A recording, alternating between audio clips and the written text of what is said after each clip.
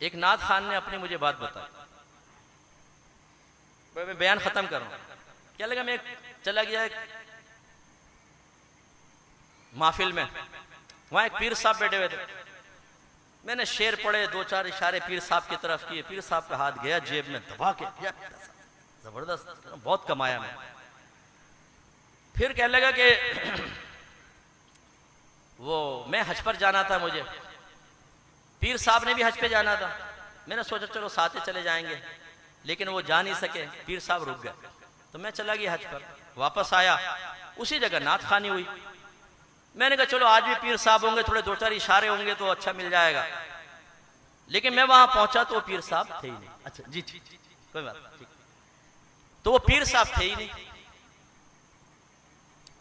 कहने लगे यार मैंने सोचा, अब मुझे बता रहे थे ना, कहने लगे मैंने सोचा कि अब पीर साहब होते तो बड़ा मसला, बड़ा मजा आ जाता, कमाई अच्छी हो जाती। कहने लगे एकदम मेरे जहन में आइडिया आया। मैंने उनके एक मुरीद खड़ा था, उससे कहा कि पीर साहब को मुबारकबाद दीजिएगा, माशाल्लाह हमने साथ ही तवाफ किया था और सरकार के रोजे पे साथ ही हाजिरी हुई थी। मुरीद की आंखें एकदम फटी कि यार पीर साहब तो गए नहीं, ये कैसे? वो भागा, उसने जाकर कहा पीर साहब वो तो ऐसा नाथ खान ऐसा कह रहा है, आपको मदीने में देखा, मक्के में देखा। वो पीर साहब ने छलांग लगाई, छत तक गए एकदम। वो बसें तैयार करो, 5-6 बसें ले आए ना, आके बैठे हो। उसने कहा इतना मुझे पैसा दिया कुछ हद नहीं। फिर आखिर में जब मैं चलने लगा तो पीर साहब करीब आए और आके कहने लगे आखिर तुमने फकीर का राज फाश कर ही दिया ना।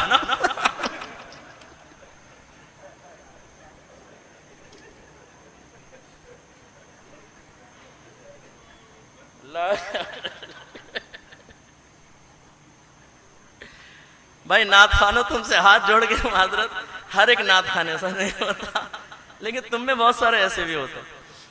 तो खुलासा कलाम ये है कि बस अल्लाह ना करे, ना मैं नाथ खानी का मुखालिफ हूँ, सुन्नी हूँ, अल्लाह के करम में हमारी रगों के अंदर नाथ खानी है। हम नसर के अंदर सरकार की नात बयान करते और अच्छा खुशलान नाथ खान हो, बाअमल हो, मैं सुनता हूँ, मुझे बड़ा ज़ौक़ हासिल होता है, अल्लाह के करम में बड़े ज़ौक़ से मैं सुनता हूँ। लेकिन जो अब बिगाड़ पैदा हुआ है, इस बिगाड़ की निशानदेही अगर मैं नहीं करूँगा तो ये जो आयत है ना, सुम्मा लतुसअलुन्ना यौमइज़िन अनिन नईम, ये मेरी तरफ भी मुतवज्जो होगी।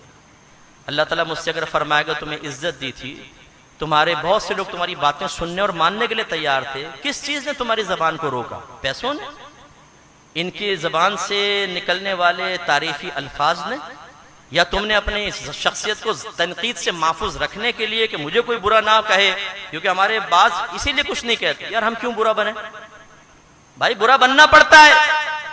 हर नबी दुनिया में तशरीफ लाए, उन्होंने इस बात की परवाह नहीं की कि कौम हमें क्या कहेगी, उन्होंने उस बात की परवाह की कि अल्लाह ताला का पैगाम पहुंचाना है और कैसे पहुंचाना है। इसलिए मैं अपने बच्चों से भी गुजारिश करता हूं, भी बस आखिर में सुम्मा लतुसअलुन्ना यौमइज़िन अनिन नईम, आपकी तरफ भी मुतवज्जे है, होशियार रहिए।